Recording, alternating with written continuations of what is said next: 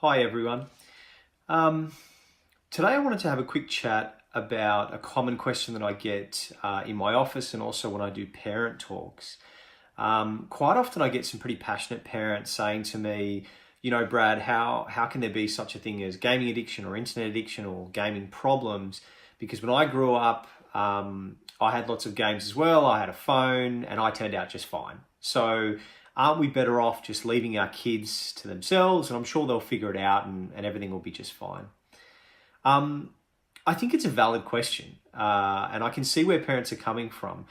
I guess my biggest concern here and the biggest point that I make is that the games and the smartphones that are used 20 years ago are very different to the ones today.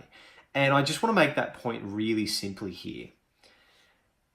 If anyone knows what this is a Nokia 3210, my Nokia 3210. I believe it was released around 1999.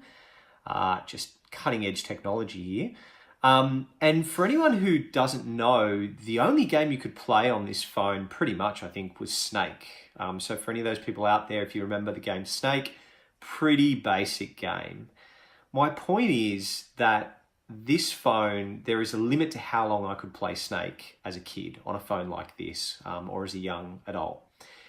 And the games today that are on smartphones are very different. Okay, so for any parents out there saying this is not a problem, it's not something that we even need to check, we can just let kids do whatever they want, I would just encourage you to have a think about things from 20 or 30 years ago when you were kids are very different. Okay, so we have to treat them differently.